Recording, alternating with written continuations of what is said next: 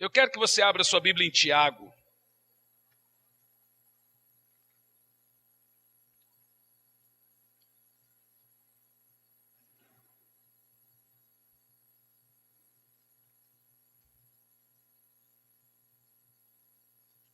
Tiago capítulo 1.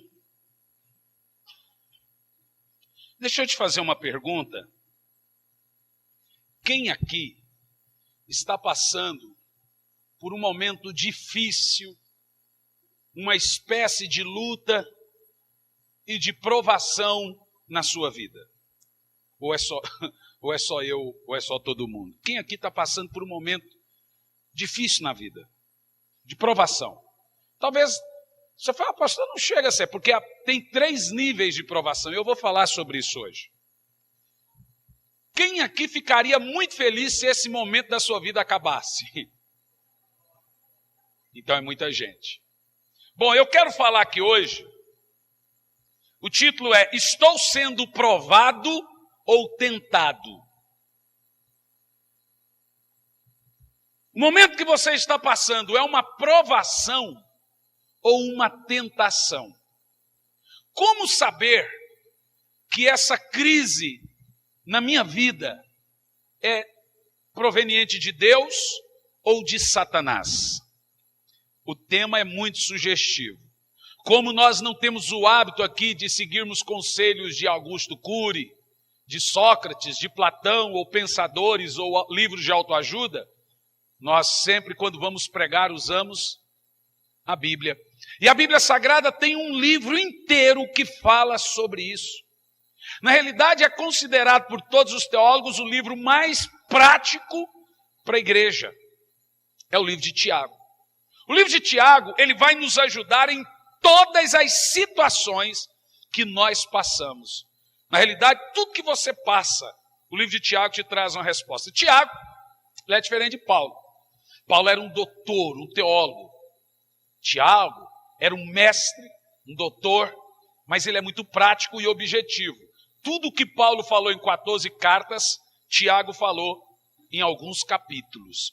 Então, como que nós vemos Tiago? Aquele cara que gruda no seu colarinho, olha nos seus olhos e fala o que tem que falar, agora vai.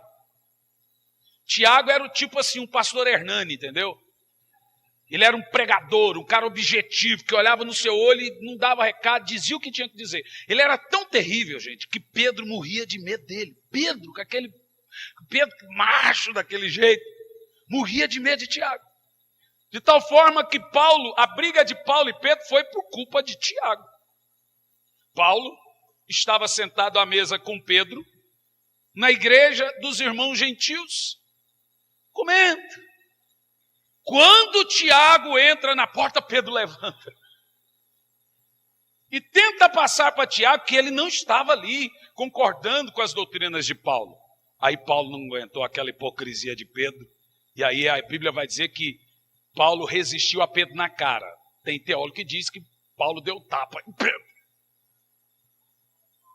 Abafa o caso. Eu não sei se chega a esse ponto, mas que a briga foi séria, foi. Porque Pedro foi muito hipócrita. E aí Paulo entendeu que Pedro era passivo de repreensão. E Pedro, você está sendo hipócrita. Até agora você estava aqui puxando a sardinha dos irmãos e tal. Quando Tiago chega, você é hipócrita. Aí Paulo resiste. Tiago, ele não é o Tiago Zebedeu. Tinha 3 Tiagos, é o Tiago Zebedeu, que é o irmão do apóstolo João Zebedeu. Tiago também não é o apóstolo Tiago, porque o apóstolo Tiago morreu antes dessa carta ser escrita.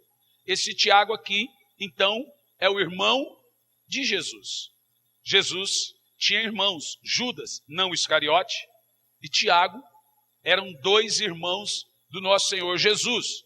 Esse Tiago aqui, ele não cria em Jesus. Ele era discípulo de João e não cria em Jesus. Ele passou a crer em Jesus. Tiago, ele é uma coisa tão poderosa na Bíblia. Chamam Tiago de a bomba da Bíblia. Quando você quer jogar uma bomba em alguém, é só pregar Tiago. É isso que os teólogos falam. Esse livro é tão poderoso que Lutero cria que ele era tão bombástico que Lutero tentou tirar esse livro da Bíblia. E graças a Deus que ele não conseguiu. É o livro mais prático para nós. E hoje nós vamos fazer uma exposição do capítulo 1, que Tiago vai nos fazer e trazer essa elucidação sobre provações e tentações. Aqui tem ensinamentos práticos tremendos sobre o momento que você está passando na sua vida, que todos nós passamos. E é resposta às suas orações. E hoje você vai ouvir coisas tremendas, maravilhosas quanto a isso. Como toda a exposição bíblica, não adianta eu ler do versículo 1 ao 18, se depois nós vamos picar ele. Então nós vamos picando e lendo. Amém? Capítulo 1, no verso 1, nos ensina algumas verdades. Primeiro, Tiago, servo de Deus e do Senhor Jesus Cristo, as 12 tribos dispersas entre as nações. Que coisa tremenda. Agora nós estamos vendo aqui que Tiago é irmão de Jesus, mas ele se considera o quê? Servo. Não é fácil para um irmão falar, sou seu servo. Mas Tiago demonstra tamanha humildade, dizendo que ele é o quê de Jesus? Servo de Jesus. O versículo 1 nos ensina, quando ele diz essas pequenas palavras, o seguinte: o cristão, ele não é uma redoma de vidro, ele não é uma colônia de férias. Tiago escreveu aqui, como vemos, aos irmãos judeus convertidos dentro das 12 tribos. E por quê? Eles estavam vivendo pelo Império Romano, eles tinham e tiveram seus bens saqueados, eles eram espancados, as mulheres, muitas delas eram estupradas, somente por serem cristãos, eles sofriam por causa de Jesus. Então Tiago escreve esse livro para amenizar, mas não só amenizar, também para doutrinar, e também amenizar o sofrimento dos irmãos e trazer paz e ensinamento, o porquê das provações e como não transformar provação em tentação. Tiago vai nos ensinar que nós não somos livres da fornalha, nós somos livres na fornalha. Amém? Aí surgem algumas perguntas. Por que o crente fiel fica desempregado? Na verdade, irmão, o crente é o seguinte: o mundo lá faz coisa errada e rouba e fica rico. Crente rouba, vai para a cadeia. Crente, quando faz coisa errada, o mundo desaba na cabeça dele. O mundo não. O rico fica rico, o rico apronta e fica mais rico. O crente, irmão, quando ele faz coisa errada, tudo dá errado. Ele conta a história para o carroceiro e o cavalo chora. Se ele monta uma fábrica de chapéu, nasce todo mundo sem cabeça. Crente não pode fazer coisa errada. Se fizer, tudo empeteca. Porque crente não é desse mundo. Então ele é uma contradição em termos. Crente viver no mundo e fazer o que o mundo manda, e crente ser do céu e fazer o que o céu manda. Ou você é crente, ou você faz coisa errada. É uma contradição. Então, normalmente, numa empresa onde decidem mandar um monte de gente embora, adivinha quem eles vão mandar embora? O crente. É uma coisa complicada. Por que o crente fiel sofre tanto e sofre doenças? Por que um crente fiel passa por momentos de dor? E o momento de dor é da hora para o dia. Eu acompanho aqui muitos irmãos aqui que estão super bem, no momento super bem, de repente me ligam: pastor, pelo amor de Deus, ora por mim, isso aconteceu, que desespero. Da noite para o dia acontece uma coisa que vira a sua vida de ponta a cabeça. Não é assim, Marlene? E aí, se você não tiver a cabecinha no lugar e o conhecimento certo do momento que você está vivendo, você começa a se perder. A Bíblia chama isso de noite da alma, ou o famoso dia mau. É fato que muita gente está vivendo momentos felizes. Eu estou vivendo um momento feliz. Mas já vivi momentos de muita tristeza. Você pensa, isso não vai acabar. Isso nunca vai passar. Mas para mim esse momento está sendo um momento assim de muita felicidade. Tirando a minha sogra que está lá em casa, 15 dias. É brincadeira. Brincadeira, eu quero agradecer minha sogra que está lá, ajudando e cozinhando. Hoje até comida no prato ela trouxe na mão para mim. Acho que eu nem quero que ela vá embora mais. Ela está ouvindo. Mas também muitas pessoas estão vivendo momentos de dor, momentos de luta, de angústia. Então nós temos duas situações nessa questão. Primeiro, é a dor que Deus transforma em triunfo. E segundo, o triunfo que Deus vai transformar em dor. Você sabe, na história de Davi, por exemplo, no momento de maior alegria de Davi, Deus transformou a alegria dele em tristeza. Então nós temos uma história, a tristeza que Deus vai transformar em alegria, e temos a alegria que Deus vai transformar em tristeza. É aí que nós vamos interpretar o que nós estamos vivendo, o que está acontecendo conosco. Então, vamos começar a exposição do capítulo 1 de Tiago. Primeiro, transformando tribulações em triunfo. Versos 2 ao 4. Vamos ler. Meus amados irmãos, considerai motivo de júbilo o fato de passardes por diversas provações, porquanto sabeis que a prova da vossa fé produz ainda mais perseverança. E a perseverança deve ter plena ação, a fim de que sejais aperfeiçoados e completos, sem que vos falte virtude alguma. Acho engraçado Tiago falar assim. Considerai motivo de júbilo que você está sofrendo. Que abuso escrever um negócio desse.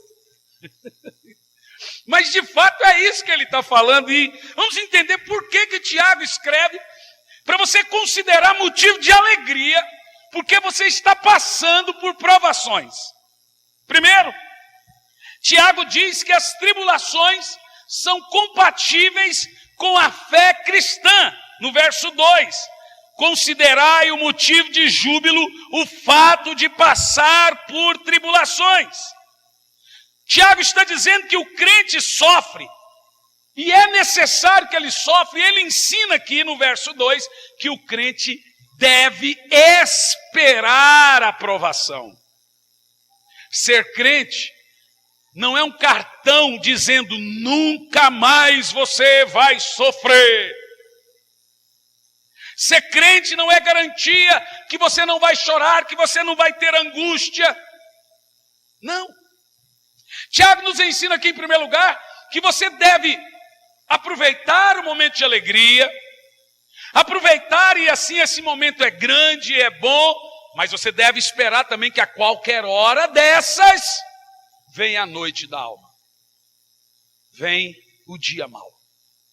É quando, irmão, e o pastor é uma coisa interessante, já aconteceu comigo, de você fazer um casamento no sábado e um velório no domingo. Você vê, rir com os que ri, chorar com os que choram ao mesmo tempo. Já aconteceu comigo de fazer um casamento de uma família num domingo de manhã e um velório da mesma família no domingo à noite. Você vê que é um antagonismo, é uma coisa sem explicação. Tiago fala, espere, entenda. A palavra de Deus, ela vai nos advertir a esperar as provações. Jesus disse em João 16 e 33, no mundo tereis aflições, mas tende bom ânimo, eu venci o mundo. Paulo disse em Atos 14, 22, por muitas tribulações nos é necessário entrar no reino de Deus. Paulo diz ainda a Timóteo, na sua segunda carta a Timóteo 3 e 12, todos os que querem viver piamente em Jesus padecerão perseguições. O grande patriarca Jó disse em Jó 5 e 7, o homem nasce para a tribulação, como as faíscas voam para cima. É fato que a gente não gosta, que não é bom, que é dolorido, mas as provações nos são necessárias. É necessário sofrer. Não é só que elas vão vir, Nós vamos aprender aqui que Tiago vai dizer o porquê que é necessário padecer por provações. E por quê? Nós não somos desse mundo. Já começa por aí. Nós somos peregrinos nesse mundo. Terceiro, nosso lar permanente não é aqui. Nossa morada está nos céus. Então, por esses motivos, enquanto estivermos aqui, iremos conviver com a dor e o sofrimento e as tribulações, porque é o que faz parte do mundo. Nós somos a contradição do mundo. Então, o crente, na realidade, sofre mais do que quem não é crente. Porque ele não está aqui. Ele não é daqui. Ele mora em outro lugar, ele é de outro lugar. Então, normalmente, o sofrimento dele aqui é maior. Segundo lugar, Tiago nos ensina aqui no verso 2 que as provações são variadas. Ele deixa isso claro. Quando Tiago fala as palavras várias provações, diga várias provações. A palavra grega que Tiago usa aqui é poikilos, e significa diversas cores. Quando você lê aqui na Bíblia Tiago falando diversas ou várias, a ideia que Tiago vai nos passar aqui é que provações têm instância, limites e cores e estágios. Tiago está dizendo provações leves, provações fáceis, provações mais ou menos e provações difíceis. E a palavra que ele usa aqui é cores. Então tem dia que está tudo rosa. Tem dia que está tudo cinza, tem dia que está azul, tem dia que está negro. Tiago está falando que a qualquer hora dessa, você vai ter um momento difícil, que você vai conseguir passar. É uma provação leve. Paulo usa o termo suas leves provações. Mas tem hora que você não vai aguentar de tanta dor, com essa negritude, com esse momento de dor e angústia da sua provação. Por isso que ele usa o termo várias provações, não é muitas, várias é vários níveis de provações. É o termo que Tiago vai usar aqui. Isso quer dizer que nesse sentido, há provas difíceis, há provas fáceis, há provas que aparentemente são maiores do que nossas forças, há provações que nós devemos passar sozinhos, como Jesus passou no Getsemane, e há provações que nós precisaremos da ajuda de outros para suportar. Agora você percebe que há diversos níveis de provações que nós passamos. Em qual delas você está? Terceiro lugar que nós aprendemos nesses versos que lemos. As provações são passageiras. Ele usa a palavra passardes. Diga comigo. Passardes. Tiago está dizendo que as provações não duram uma vida inteira. Fala assim, ufa. O que Tiago está dizendo é que deserto você não mora, você passa. A sua morada não é a dor. A sua morada não é a lágrima. Esse é o momento que vai passar. E que depois você vai dizer, Senhor, obrigado porque o Senhor me deu força. Eu chorei muito. Eu choro muito. Eu sofri muito. Mas agora eu estou sorrindo. Então Tiago deixa claro que ninguém aguentaria uma vida inteira de provas. Ninguém aguenta voar um voo inteiro com turbulência. Eu vindo da Europa, foi 5 horas em cima do oceano, ele vem por Málaga ali. Enquanto ele está viajando no interior de Espanha e Portugal ali, Málaga e Portugal, beleza. A hora que ele pega na ponta para atravessar o oceano, para vir para o Brasil, é o demônio encarnado. Eu acho que o Leviatã fica embaixo assim, ó, balançando no avião. Misericórdia, irmão. Tudo passa na sua cabeça, fala assim, eu só queria ver meus filhos, eu só queria ver meus filhos, eu só queria ver meus filhos. Porque eu nunca vi, é uma coisa, 5 horas de turbulência. Nesse ponto eu imagino uma tribulação. A pessoa está ali direto numa constante tensão. É uma coisa atrás da outra. Quando você pensa que hoje o dia vai estar tranquilo, é outra bomba, mas uma outra situação. É um cheque que volta, é uma fofoca, é uma perseguição, sempre alguma coisa, é uma pressão. Você vê que o cristão vive numa pressão, e o cristão começa a perguntar, quando é que eu vou ter paz? Aí Tiago deixa claro aqui que tudo isso é temporário. E aí você faz uma pergunta, mas por que não passou? Nós vamos ver aqui. Quando é que a provação passa? Ela passa. Depende de você e não de Deus. Entendeu? Às vezes a aprovação demora mais e outras menos, porque ela depende de você para passar, não de Deus. Em quarto lugar, nos versos 3 e 4, Tiago nos ensina que as provações são pedagógicas. Ele diz assim: porquanto sabeis que a prova da vossa fé produz perseverança. É quase o mesmo texto que Paulo vai usar em Romanos 5, que a perseguição produz paciência, que a tribulação produz um caráter aprovado. O que Tiago está nos ensinando é que você tem que tirar lições da sua dor e não murmuração da sua dor. Ela tem um caráter de ensinar você, de fazer você crescer, de fazer você aprender. Nós somos testados para ver se a nossa fé, é isso que Tiago fala aqui, é de fato uma fé verdadeira. Olha o verso 4. E a perseverança deve ter plena ação, a fim de que sejais aperfeiçoados e completos, sem que falte a virtude alguma. Tiago deixa claro que o propósito da sua dor e do seu sofrimento é fazer você crescer em Deus. Vou contar a história aqui do José Aldo, aqui que me contaram. Você me permite, Zé Aldo? Sua história? Fique em pé, Zé Aldo. Vê se não é a cara do lutador Zé Aldo, missionário lá. A história do Zé Aldo me comoveu. Obrigado, meu filho. Agora o seu nome de verdade. Seu nome de verdade para a igreja saber. É José. A história dele é interessantíssima. Ele tinha um irmão que sofria com diabetes desde o nascimento. E a diabetes foi comendo todo o corpo do irmão. Perna, dedos. Ficou cego, é isso? E ele cuidava do irmão. E agora chegou a oportunidade que Deus chamou o José para missões. Mas ele falou: eu não posso, Senhor, eu cuido do meu irmãozinho. E ali, muito precário, lá no interior do Maranhão. E ele era o único que cuidava do irmão. E ele não podia nunca trabalhar para Jesus. Sabe o que Deus fez? Levou o irmão dele. Eu estou só resumindo a história. Agora você vê que Deus, além de tirar a dor do irmão dele, falou: eu te quero no campo.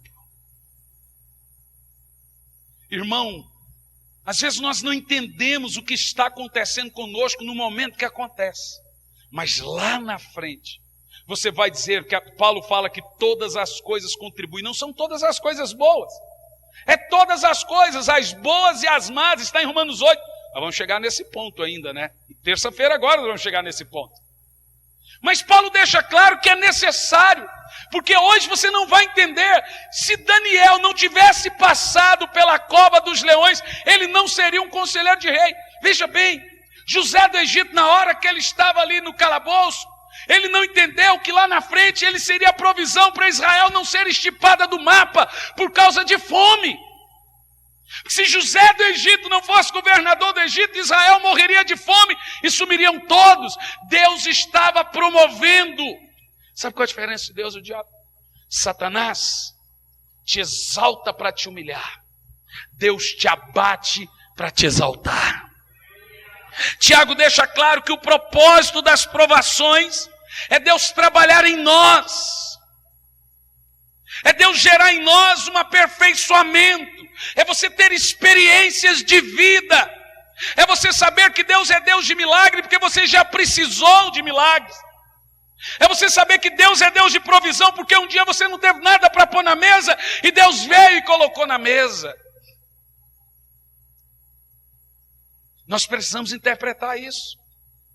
Nós não podemos murmurar, mas entender que as provações, como diz Tiago aqui, elas servem para nos aperfeiçoar. É doído, de fato.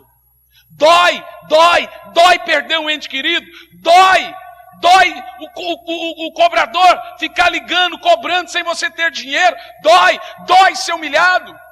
Dói ficar desempregado e a mulher não entender, dói. Mas isso vai servir para você ter experiência, para você aperfeiçoar na fé ainda mais. O silêncio de Deus, irmãos, fere mais do que o grito da sua ira. Mas nós temos que interpretar isso. Segundo lugar, agora do verso 5 ao 12, como lidar de forma sábia com as provações. Versos de 5 a 12, vamos ler. Se algum de vós tem falta de sabedoria, peça a Deus, que a todos concede liberalmente com grande alegria. Todavia peça com fé, sem qualquer sombra de dúvida, pois quem crê com reservas é semelhante à onda do mar, agitada e levada pelos ventos. Não imagine tal pessoa que assim receberá coisa alguma do Senhor, pois é vacilante e inconstante em todos os seus caminhos. Contudo, o irmão de condição humilde deve gloriar-se em sua dignidade. Que, meu Deus, tremendo. O irmão rico deve orgulhar-se em sua pequenez, pois ele também passará como a erva do campo. Verso 11. Porque o sol se levanta como seu calor intenso e seca a planta. Cai então a sua flor, e toda a sua beleza e glória desvanecem. Da mesma forma, o rico definhará em meio a seus muitos compromissos. Feliz a pessoa que persevera na provação, porquanto após ter sido aprovada, receberá o prêmio da coroa da vida, que Deus prometeu aos que o amam. É lindo, não é, gente, a Bíblia? Como eu queria que os pregadores descobrissem a Bíblia em vez de livros. O que Tiago vai nos ensinar aqui do verso 5 ao verso 12? Primeiro, o alvo de Deus em nossa vida sempre será a maturidade cristã. Isso significa que à medida que nós somos provados, nós devemos pedir a Deus que nos mostre o que Ele está fazendo, como fala aí no verso 5. Deus nos prova para nos desmamar. Entendeu o que eu disse? Você tem que crescer. Isso significa que a maneira de eu pedir a Deus o que Ele está fazendo é pedir sabedoria. Então, para alcançarmos o nível e o alvo de maturidade, Deus faz 3 coisas. Primeira, há uma obra, Tiago nos ensina, que Ele realiza por nós, que é a salvação. Segundo, há uma obra que Ele realiza em nós, que é a santificação. Por nós, salvação, em nós, santificação. Terceiro, uma obra que Ele realiza através de nós, que são nossas boas obras. Diga comigo assim: por nós, em nós e através de nós. Ou seja, a aprovação, ela precisa passar por esses 3 crivos de Deus. Deus quer realizar uma obra por nós, em nós e através de nós. Entende o que eu disse? Nesse quesito, irmãos, Deus não tem pressa. Nessas 3 obras que Deus faz por nós, em nós e através de nós, olha que tremendo, Deus não tem pressa. Aí você fala, mas Ele tem que ter. Mas Ele não tem. Vou te dar alguns exemplos. Deus trabalhou 25 anos na vida de Abraão.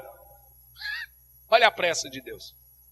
Deus trabalhou 13 anos na vida de José para depois colocá-lo no trono. Por que Deus teve que trabalhar 13 anos? José era melancólico, falador. Um rei não pode ser fraco, e José era. Então Deus queria José com casta grossa, que aguentasse a pressão. E quem deu essa pressão para ele foi as chibatas do Egito. Ele não podia ser um molão, ele não podia ser um chorão, um melancólico. Ele seria líder no Egito. Deus trabalhou 80 na vida de Moisés antes de usá-lo como líder. Isso aqui me deixa...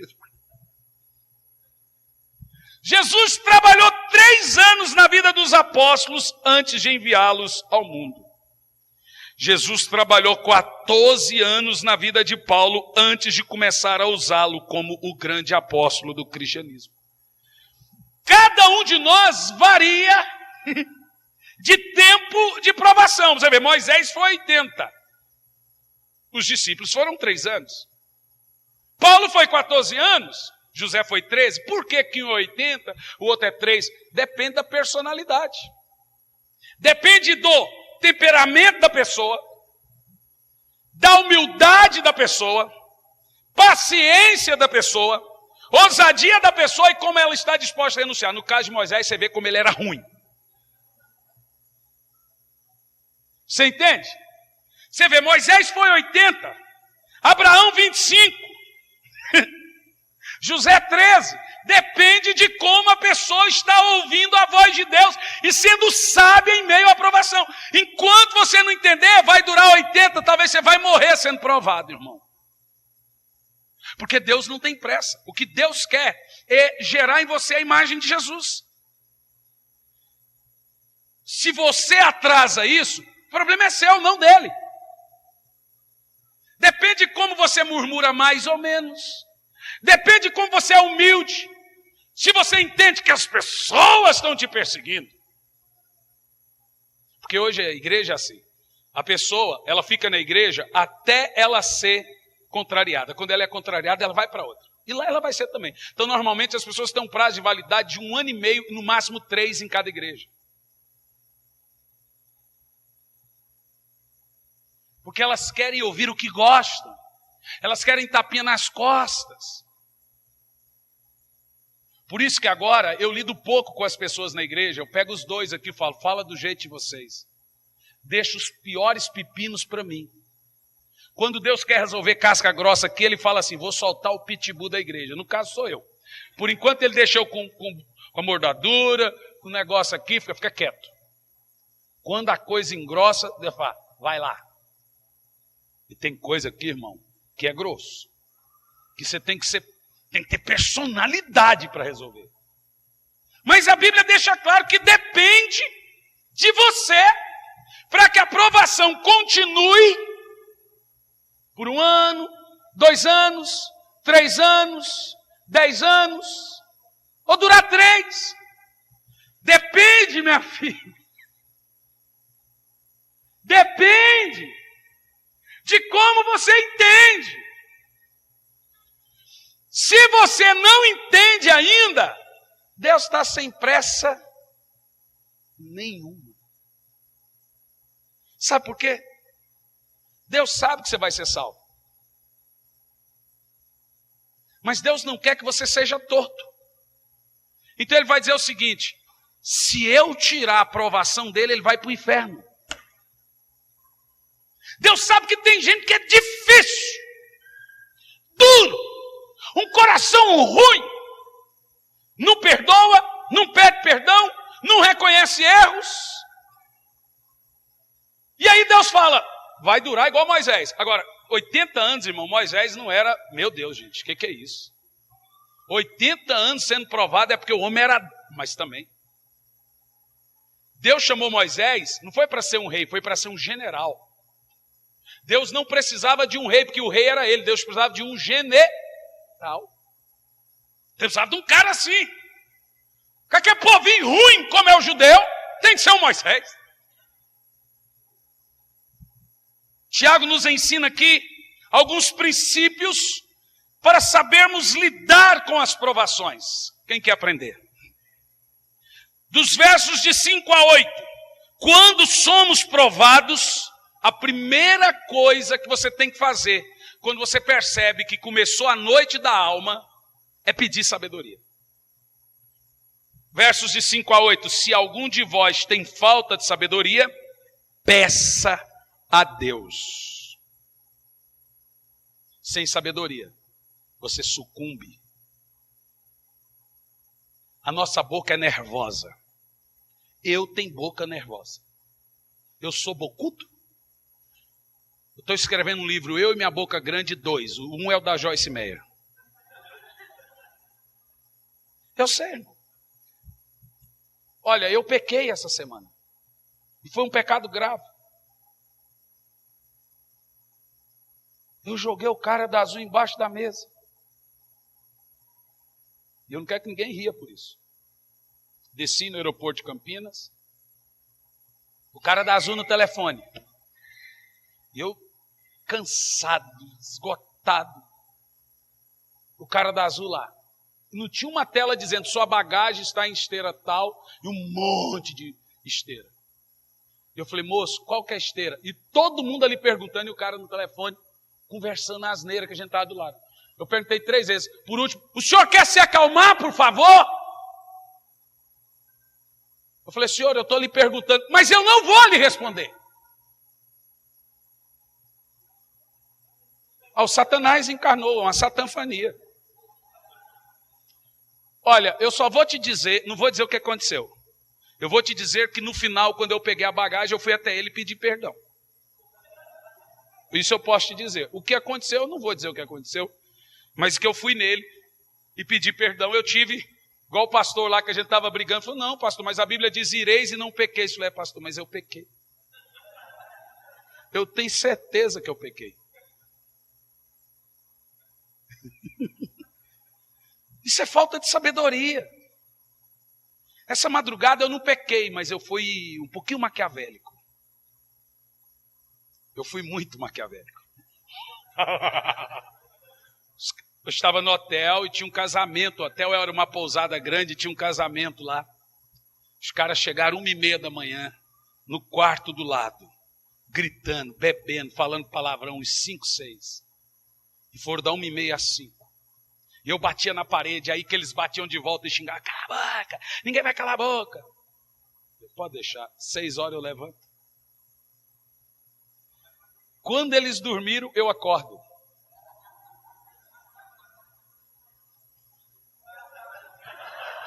Minha é a vingança e eu dou. Deus falou assim, eu vou usar meu servo agora. Eu peguei a televisão, liguei na Bandeirantes, estava passando Power Ranger. Power Ranger! E pus no último. Fechei o quarto. O pastor ia me buscar às 7. Eu fechei o quarto, mas só entreguei a chave na portaria às 7. E fui para a portaria. Irmão, que desespero daqueles rapazes. Eu olhava e ria. E gritavam, iam na porta. Alguém faz alguma coisa. E eu... Não dormi. A hora que eles dormiram, eu acordei. Falei, agora vocês vão ficar acordados. Eu fui bem menino, né? Mas eu acho que você faria a mesma coisa. Irmão, eu cansado. Os caras gritaram até 5 da manhã do lado. Aí ligava na portaria, o cara mandava o porteiro calar a boca. Aí eu cheguei no porteiro e falei assim, olha, aqui está a chave, aqueles meninos que gritaram. Falei assim, agora eu vou deixar eles assim até 9 da manhã. O porteiro estava enjoado. Eles ligavam, o porteiro falou, mas a chave não está aqui. A hora que achar eu vou lá e abro. Não, vamos arrombar. Se você arrombar, chama a polícia. Não dormi. Coisa boa. Já pedi perdão também. Mas no caso do aeroporto, eu não bati em ninguém. Eu não dei testemunho. Nós não podemos agir assim. Mas sabe qual que é o feio disso? Que depois, quando ele falou aquilo, ele falou para mim sozinho. Quando eu tive que pedir perdão, tinha um monte da gente azul em perto. Eu tive que passar vergonha e falar, queridão, me perdoa. Aí o cara falou, por que você está pedindo perdão? Eu falei, porque eu sou crente. E aí? Não vale a pena, irmão.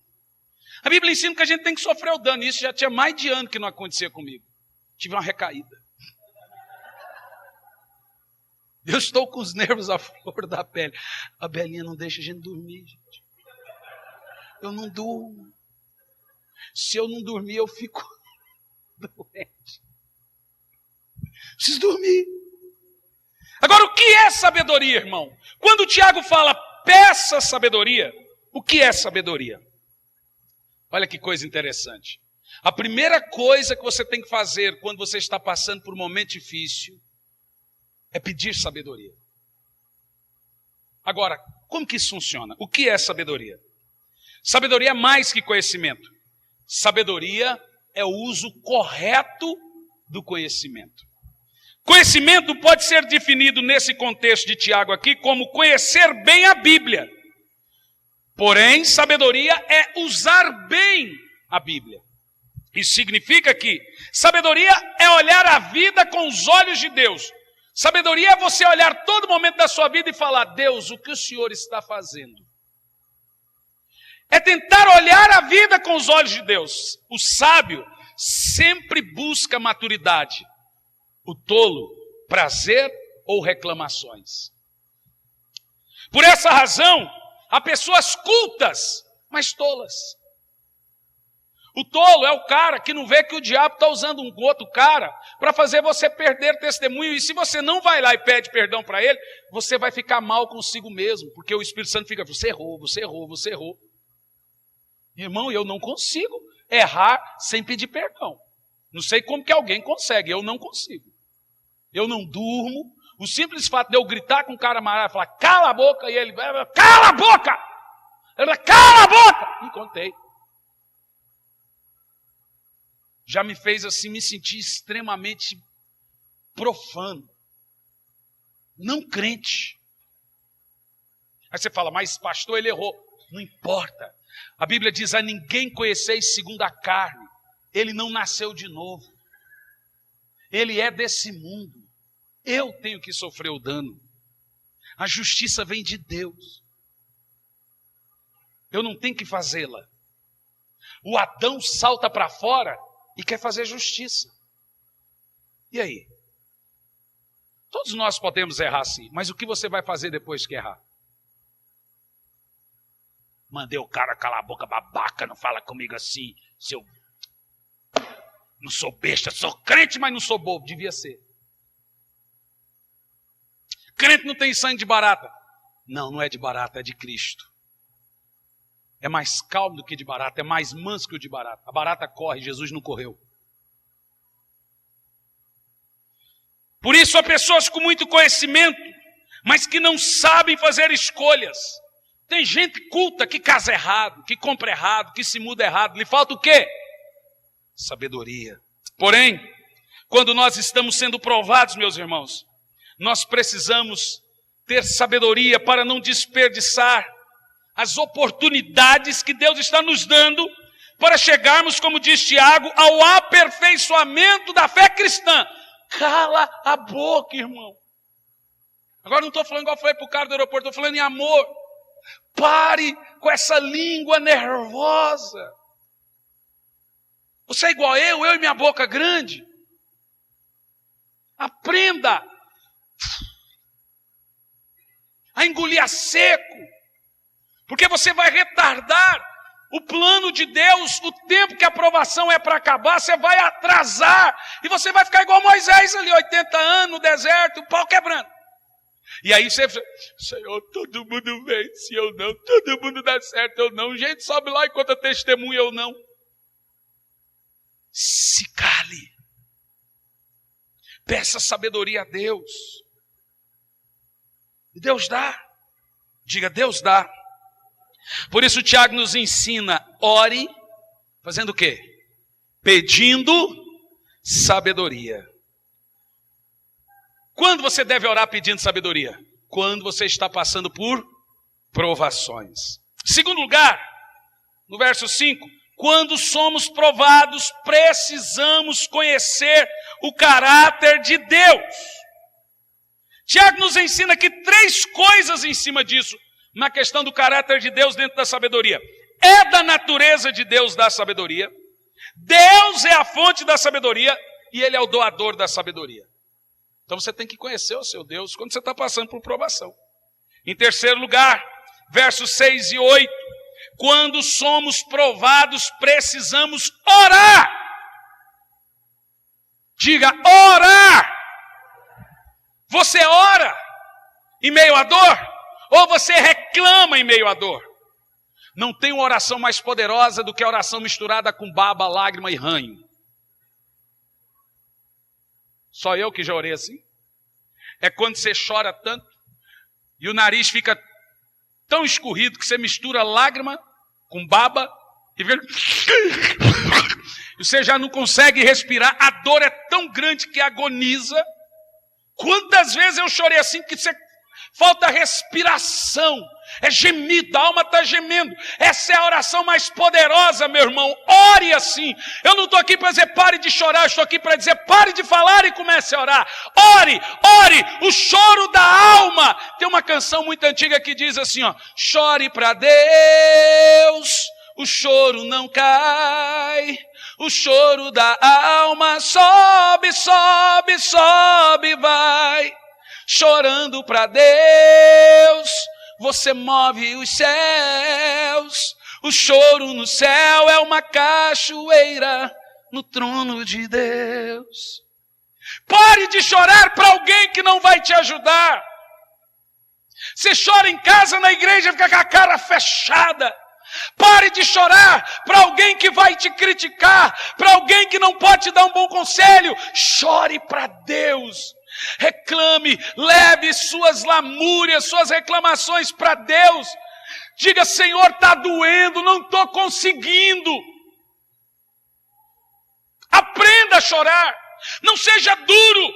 Não vou chorar. Não, põe para fora, tem que pôr para fora. Essa mesma música começa assim, ó: quantas vezes nós contamos os problemas para alguém que nem sempre é capaz de resolver. Quantas vezes nós contamos os problemas para alguém, mas também não pode resolver. Mas existe um amigo, ele sim conta contigo, ele é Jesus e vai te ajudar. É para ele, vai para a cruz, diga para ele: Senhor, eu estou sem dinheiro, a minha mulher está me pressionando. Fala: Senhor, o meu marido está me humilhando, meu filho é viciado. Fala para ele: Senhor, eu não aguento mais. Não adianta falar para o patrão, reclamar, essas pessoas não podem te ajudar. Aprenda a chorar para Deus. E esse choro mistura-se com lágrima. Tiago fala: ore.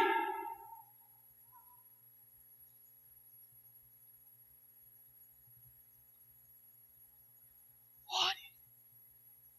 Toda pessoa que aprendeu a orar em meio a provações, aprendeu a orar. Entendeu o que eu disse? Você sabe por que eu sou uma pessoa de oração? Porque teve momentos na minha vida que a única coisa que eu tinha era orar. A única pessoa que eu podia falar era com Deus. Se eu não falasse com Deus, eu ficaria louco. Camarada que não é seu pai, não é sua mãe, te trancar num quartinho depois de te espancar e falar: fica aí agora até amanhã, sozinho. Sem comer, sem nada. Só porque você entrou na frente para proteger seu irmão, que ele era muito criança, numa chácara que o diácono da Assembleia de Deus plantava maconha. Meu pai deixou lá para ele cuidar da gente. O cara foi bater no Samuel, entrei na frente, ele me espancou, chutou a cabeça, jogou eu dentro do quartinho, fechou, falou: fica agora aí, até amanhã. Sem comer, sem nada. Se você não tiver Deus, você enlouquece. Tem muita gente aqui que está ficando louca porque não fala com Deus. Tem muita gente aqui tomando remédio, psicodrópico, se sentindo feia, horrível, ridícula, entrando em depressão porque não ora. Irmã, irmão, deixa eu te falar uma coisa: ou você começa a falar com Deus já, ou você vai para o hospício. Tiago fala: ore a Deus. Com quem que você tem que falar no momento das provações? E fazendo o quê? Peça a Ele. Peça a Ele sabedoria. Em quarto lugar, versos 9 e 11. Quando somos provados, precisamos nos alegrar nas riquezas espirituais. É estranho Tiago usar o termo se alegre nas riquezas espirituais. Versos 9 a 11. Contudo, o irmão de condição humilde deve gloriar-se em sua dignidade. O irmão rico deve orgulhar-se em sua pequenez, pois ele também passará como a erva do campo. Olha para mim. A lição que Tiago nos ensina aqui é que nem rico e pobre são rico e pobre. Entendeu o que eu disse? Nem rico nem pobre são rico ou pobre. Porque a verdadeira riqueza são as espirituais. Tiago nos dá lições aqui. A primeira lição: dentro da igreja sempre vai ter irmão rico e irmão pobre. E como o rico e o pobre lidam com as provações? O irmão pobre tem que lidar com a provação de um jeito. O irmão rico tem que lidar com a provação de outro jeito. Porque a provação vem para rico e pobre. Tiago aplica aqui o princípio da sabedoria. E ele vai dizer assim: o irmão pobre deve gloriar-se pelo que ele terá no céu. Ou seja, o irmão pobre deve gloriar-se pela sua dignidade. Nunca roubei, nunca menti no emprego, nunca enganei ninguém para ser rico. Sou crente, não desonesto, sou de Deus. Então, ele está pobre, mas ele mantém a sua dignidade. Na hora da aprovação, ele está falando assim: eu tenho a consciência limpa. É isso que ele fala, que o irmão pobre deve pensar o seguinte: não é o pobre que é pobre, e na hora de provação, aí que ele empeteca tudo, ele só faz coisa errada, ele peca, ele mente, aí não vai se orgulhar de quê? Ele já não se orgulha pela falta, e não se orgulha da dignidade, do que ele vai se orgulhar? Tiago diz que o irmão pobre deve orgulhar-se, que mesmo não tendo nada, ele mantém a fé, então ele tem um galardão eterno. E como o irmão rico deve fazer? O rico deve orgulhar-se pelo que ele não tem permanente na terra. O que isso significa? O pobre orgulha da dignidade, o rico da sua insignificância. O pobre diz: eu sou rico em Deus. O rico vai dizer: ser rico não me impediu de sofrer. Ser rico não me impediu de ser provado. O rico tem que se orgulhar disso, que a riqueza dele não livrou ele da dor, da sua insignificância, dele pensar: o meu dinheiro não compra paz, o meu dinheiro não compra alegria. É isso que Tiago nos ensina. Tiago nos ensina que o pobre, ao ser provado, tem que dizer: sou rico em Deus. O rico, ao ser provado, tem que dizer: quão vulnerável eu sou. Entendeu? Entendeu?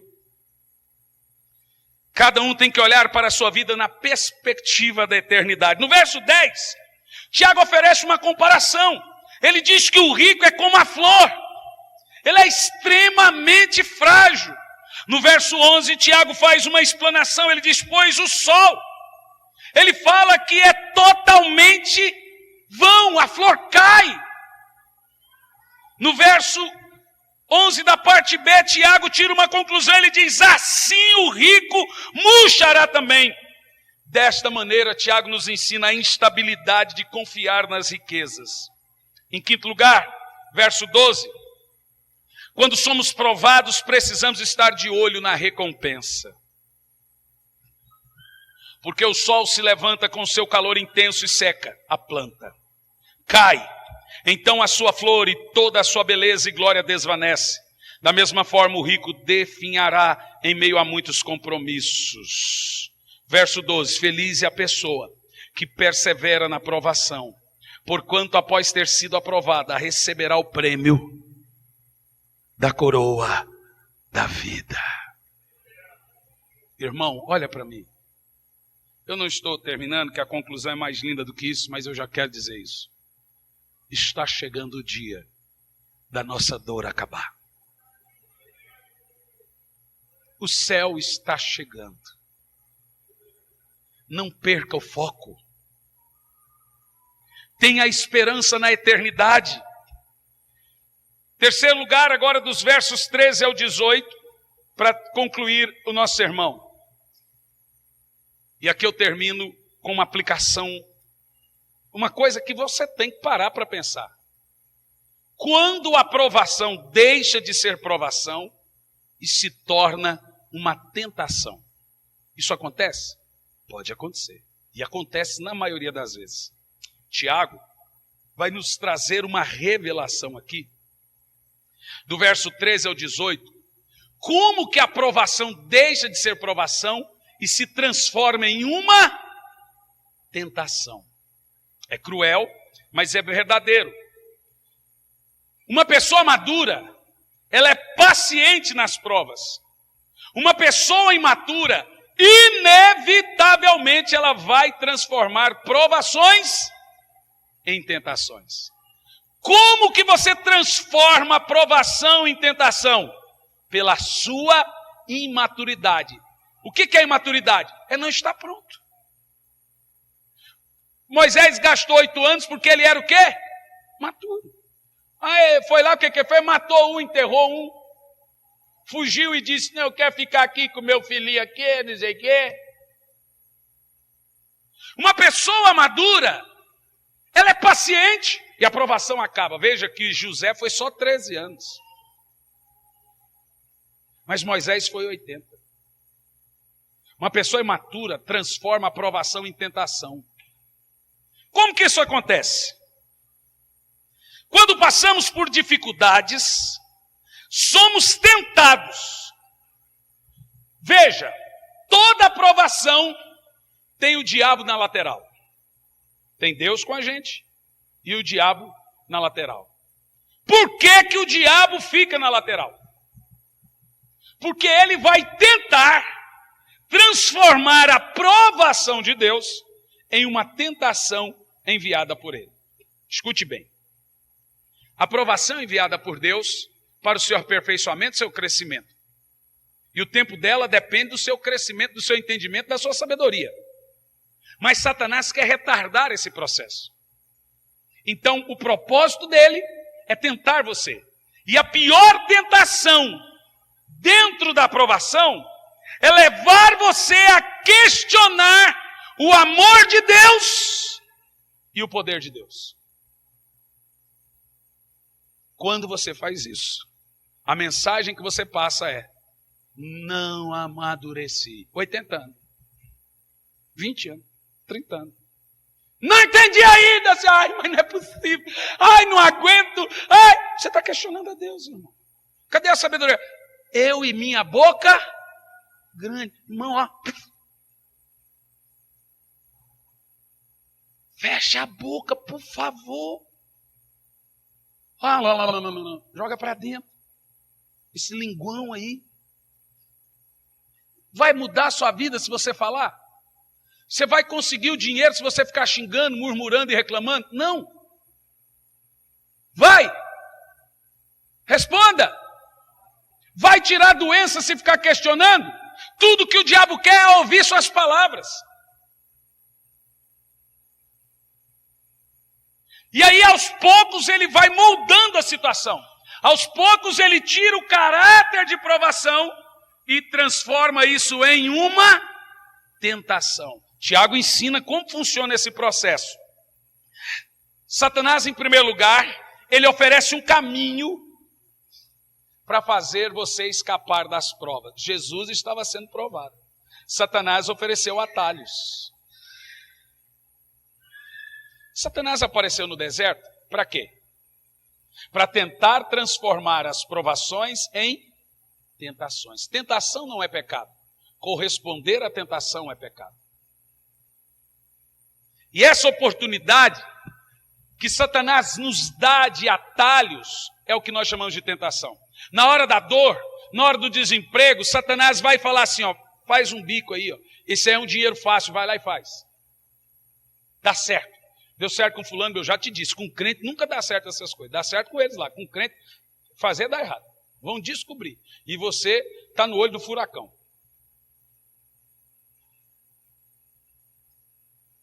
Jesus, como citamos. Porém, há 3 fatos que nós temos que considerar aqui, se nós queremos vencer agora o que nós chamamos de tentação. Dá para você reverter de novo a história. Se você estava sendo provado, passou a ser tentado, dá para você voltar para a provação que vem só de Deus. Como que isso acontece? Primeiro, versos de 13 a 16. Vamos ler? Olhe para a frente e considere o julgamento de Deus. De 13 a 16. Entretanto, ninguém ao ser tentado deverá dizer, estou sendo tentado por Deus. Deus não pode ser tentado pelo mal e a nenhuma pessoa ele tenta. Deus é santo demais para ser tentado e bom demais para ser tentador. Deus é bom o tempo todo. o tempo todo, Deus é bom. Vamos dizer isso? Deus é bom. O tempo todo, Deus é bom. Tiago deixa claro que é impossível Deus ser tentado ou ser tentador. Não pode. Então Tiago começa aqui ensinando que você deve reverter a situação, conhecendo a natureza e o julgamento de Deus. Você não pode culpar a Deus se você complicou a história. Já ouviu aquela história, não conserta que pioreia? É o gaúcho, isso é um ditado gaúcho. Não conserta que pioreia. Não é? Como é que é? Não corrige que pioreia. O corrige é lá do Nordeste. Não dá para remediar o irremediável. Não tente consertar a sua vida. Deus pode fazer isso, você não. Não pegue atalhos. Minha esposa não me dá atenção. Vou arrumar outra. A coisa já está ruim mesmo, vou aproveitar e petecar tudo. Transformou provação em tentação. E não adianta agora você for olhar para Deus, Senhor, o Senhor não, Deus não tem nada a ver com isso. Tiago primeiro começa falando das provações, agora ele vai falar do caráter das tentações. Ele diz, não diga que é Deus que está te tentando. De alguma maneira, você transformou essa provação em tentação. Nunca culpe a Deus. Jamais faça isso. Nesse ponto, Tiago agora vai trazer uma revelação até o verso 16 sobre a concepção que provoca e que vem depois da tentação. Ele vai trazer aqui os 4 estágios da tentação para gerar o pecado praticado. Primeiro estágio, verso 14. Desejo e cobiça. Cada um, porém, é tentado pelo próprio mal desejado. Uau!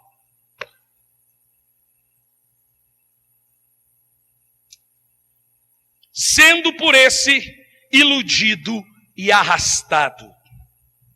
Tiago usa a palavra aqui, epitimia, que significa ter um sentido, um desejo, não necessariamente um desejo mau, mas um desejo que é transformado e corrompido. Ou seja, nós podemos transformar um desejo puro em desejo pecaminoso.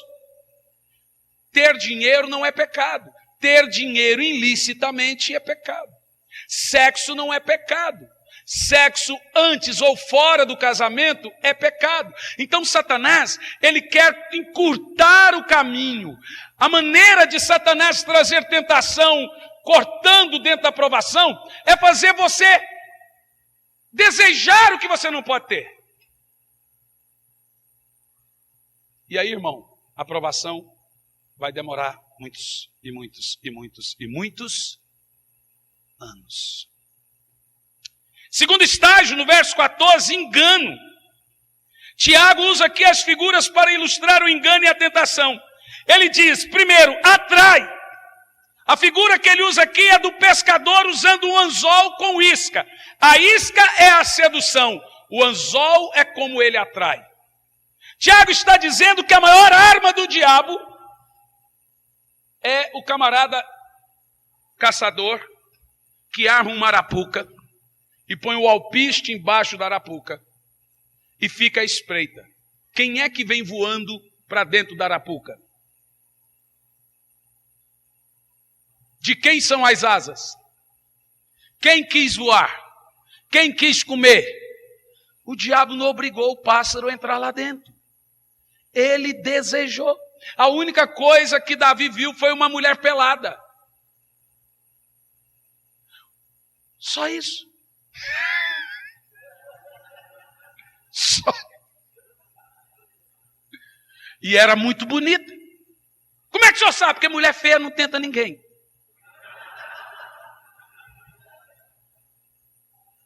Tem certeza? Se fosse um trubufuto, Davi fecharia a janela. Mas é fato que Satanás, ele quer mudar a provação, mostrando para você as coisas. E ele é convincente. Então Tiago deixa claro que ele usa a isca e o anzol. Atrai depois de seduzir. Atrai depois de seduzir.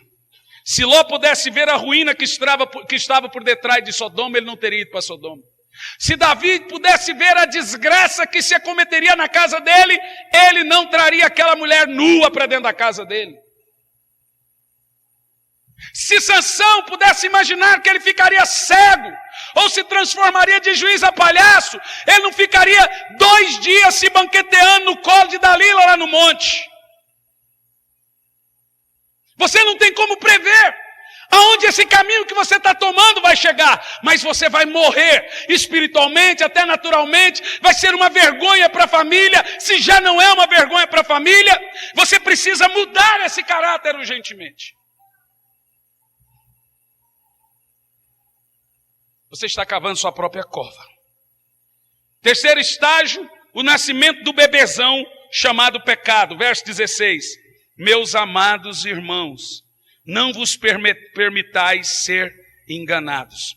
No verso 14 e 15, Tiago diz, cada um, porém, é tentado pelo próprio mal desejado, sendo por este iludido e arrastado. Verso 15, em seguida, esse desejo, tendo concebido, faz nascer o pecado, e o pecado, após ter consumado, gera a morte. Meu Deus, diga misericórdia. Tiago fala do nascimento de um bebê maldito chamado pecado, levando ao quarto estágio, que é a morte. Ele diz, a cobiça, depois de haver concedido, dá luz ao pecado, e o pecado, uma vez consumado, gera morte. Nós vemos aqui, irmão, nesse texto, a genealogia do pecado. Qual que é a genealogia do pecado? A cobiça é a mãe do pecado e a avó da morte. E Paulo diz em Romanos 6:23 que o salário do pecado é a morte. Eu termino aqui no verso 17 e 18. Em primeiro lugar, no verso 17 e 18, considerando a bondade de Deus. Tiago fala, toda boa dádiva, todo dom perfeito vem do alto, descendo do Pai.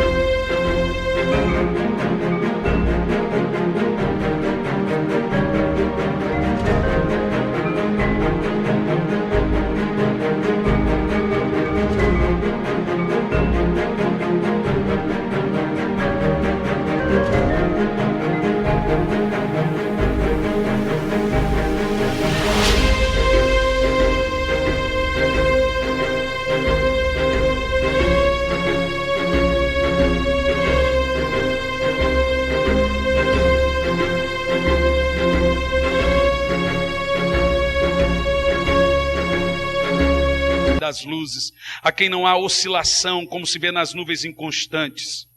No verso 18, considere Deus dentro de você, de acordo com a sua vontade. Ele nos gerou pela palavra da verdade, a fim de sermos como que primeiros frutos de toda a sua criação.